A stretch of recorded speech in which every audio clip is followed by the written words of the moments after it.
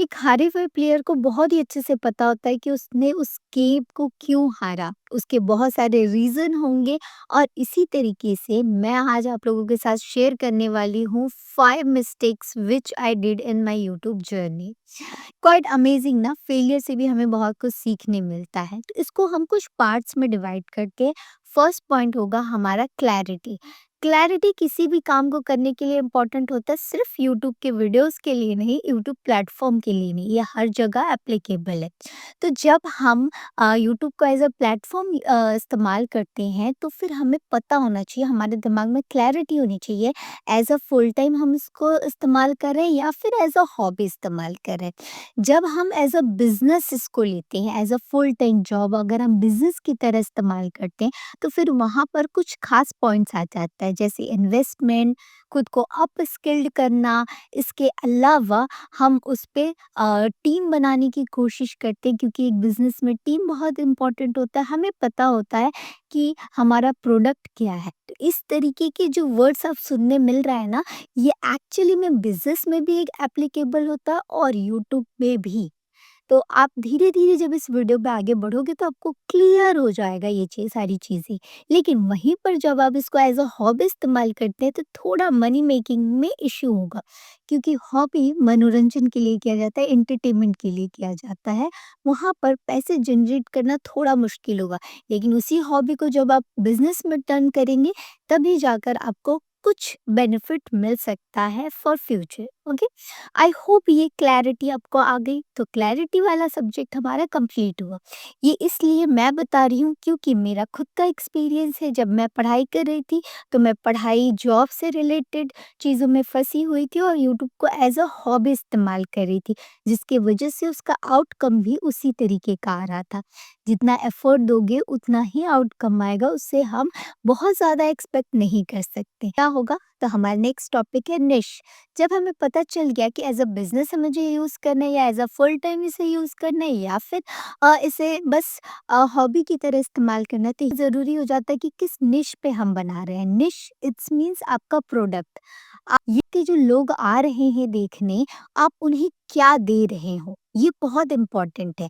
तो निश या तो बहुत ट्रेंडिंग चीज़ हो सकती है, जो ट्रेंड में चल रहा है आप उसी निश पे बना, या फिर सेकंड जो होता है वो आपका खुद का एक्सपीरियंस होता है, जो आपने एक्सपीरियंस किया है, जो आप जिस चीज़ में आप एकदम एक्सेल हो, आपको बहुत अच्छे से वो चीज़ आता है, स्किल्ड हो, वो चीज़ आप यूट्यूब पर लेकर आ रहे हो। तो दोनों में बहुत थोड़ा माइनर डिफरेंस है। एक क्या है कि ट्रेंडिंग टॉपिक है, आपकी वीडियोस चलेंगी और बहुत अच्छे खासे व्यूज़ आएँगे, लेकिन लॉन्ग टर्म में वो बहुत सस्टेनेबल नहीं है और आप उसको थोड़ा कम एन्जॉय करेंगे, क्योंकि आप उसमें बहुत ज़्यादा स्किल्ड नहीं है या फिर बहुत ज़्यादा एक्सेल नहीं है, आपको वो चीज़ सीखनी पड़ेगी। लेकिन वहीं पर जब आप अपने एक्सपीरियंस पे, अपनी स्किल्ड चीज़ों पर वर्क करके उस निश पर काम करते, भले ही वो ट्रेंडिंग ना हो, लेकिन वो आप ज़्यादा टाइम तक सस्टेन कर पाओगे, उस पे ज़्यादा टाइम तक वीडियो बना पाओगे और वो लॉन्ग टर्म पे बहुत ही अमेजिंग वर्क करेगा। तो मेरा पर्सनल थॉट यही है कि जो हम एक्सपीरियंस करते हैं, जो हम हैं एक्चुअली में, जो हमारा कोर है, उसी को हम यहाँ पर रिप्रेजेंट करें, क्योंकि हम उसी को बहुत अच्छे से रिप्रेजेंट कर सकते हैं। हमारा थर्ड पॉइंट जो है वो है नो योर ऑडियंस। ये बहुत ज़्यादा इम्पोर्टेंट है इस पार्ट का, बिकॉज जब हम अपने ऑडियंस को जानेंगे नहीं तो हम उसको देंगे कैसे कि जो उन्हें चाहिए।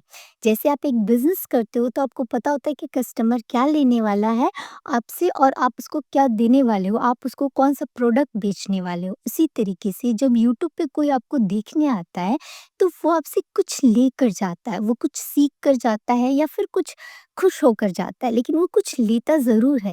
तो आपको पता होना चाहिए वो क्या लेने के लिए आपके पास आया है।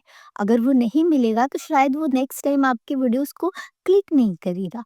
तो ये बहुत ज़्यादा इम्पोर्टेंट है। थोड़ा ये बिजनेस की तरह साउंड कर रहा है ना, मुझे भी कर रहा था और मैंने इन सब चीज़ों पर वर्क किया है।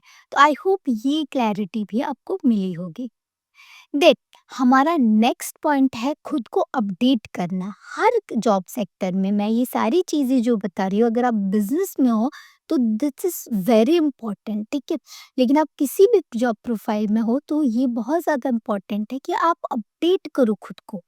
किसी भी आप स्टूडेंट हो, आप जॉब करते हो या फिर आप एक कंटेंट क्रिएटर हो, खुद को अपडेट करना बहुत ज़्यादा ज़रूरी है। वक़्त के साथ सीखना, वो वक़्त के साथ खुद को बदलना, ये बहुत ज़्यादा ज़रूरी है। आपको पता ही है कि वक़्त परिवर्तन जो है वो प्रकृति का नियम है और आपको परिवर्तित होते रहना पड़ेगा, चेंज होते रहना पड़ेगा। अदरवाइज़ आप बिल्कुल से रुक जाओगे।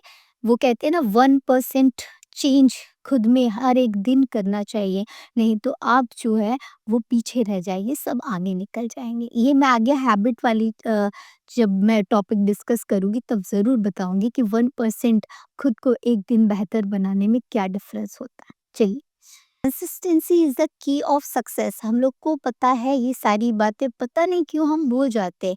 मे बी आप बहुत ज़्यादा स्किल्ड नहीं हो, मे बी आप बहुत ज़्यादा फॉर्चुनेट नहीं हो, बहुत ज़्यादा आप लकी नहीं हो, लेकिन अगर आप कंसिस्टेंट हो तो फिर कामयाबी आपको मिलनी ही मिलनी है। ये मुझे समझ आ गया है इतने वक्त तक कि जो इंसान लगातार कोशिश करता है, एक पॉइंट मैं आप लोगों के साथ शेयर करना चाहती हूँ, जिसे कहते हैं लगातार कोशिश करना। जिस तरीके से माँ जी ने पहाड़ खोद दी थी लगातार कोशिश कर कर, या फिर हमारे यहाँ पर एक बोला जाता है, दोहा बोल सकते हैं उसे, कि करत करत अभ्यास के जड़मत होत सुजान, रसरी आवत जात है पाथर पड़त निशान।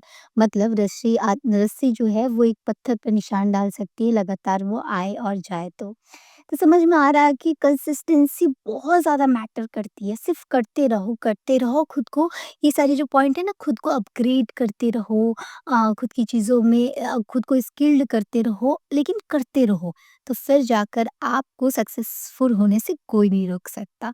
नेक्स्ट हमारा जो आखिरी पॉइंट है, 5th पॉइंट, आई होप ये बहुत ज़्यादा आप लोगों को अच्छा लगेगा और बहुत ज़्यादा इम्पोर्टेंट है। ये सिर्फ़ और सिर्फ़ यूट्यूब के लिए, कि हम ना वीडियो पे बहुत ज़्यादा एफ़र्ट करते हैं बट थंबनेल पे, टाइटल पे, टैग्स पे, इन सब पे बिल्कुल भी एफ़र्ट नहीं करते। और मैंने तो ये बिल्कुल किया है।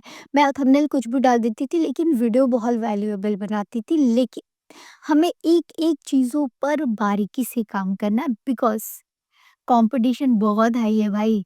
तुम्हें हर चीज़ में अपग्रेड रहना पड़ेगा, हर चीज़ में एक्सेल रहना पड़ेगा। तुमसे आगे बहुत सारे लोग हैं जिन्होंने अपनी जर्नी बहुत पहले स्टार्ट कर ली है। तो यही रीज़न है कि आपको भी अपनी जर्नी स्टार्ट करनी है, लेकिन आप लेट हो तो आपको और भी अच्छा करना, और भी ज़्यादा मेहनत करना है। तो आई होप ये सारे जो पॉइंट्स थे ना, वो आपके लिए बहुत ज़्यादा बेनिफिशियल होंगे, क्योंकि मैंने अपने लाइफ में एक्सपीरियंस किया और मेरा टाइम बहुत ज़्यादा ज़ाया गया है, लेकिन अब नहीं जाएगा। तो ठीक है, पास्ट की चीज़ों से हम सीखते हैं और मैंने अपने एक्सपीरियंस को आप लोगों के साथ शेयर करने के लिए ही ये चैनल बनाया है या फिर ये वीडियोज़ बनाया है, क्योंकि मुझे बहुत ही अच्छा लगता है कि मैं आप लोगों के साथ शेयर करूँ, आपके लाइफ में वैल्यू इनपुट करूँ। आप भी मुझे थोड़ी खुशी दे सकते हैं एक कमेंट प्यारा-सा देकर या फिर एक लाइक करके। आई होप अब वीडियो अच्छी लगी होगी। अभी के लिए थैंक यू। माचो पान बोले।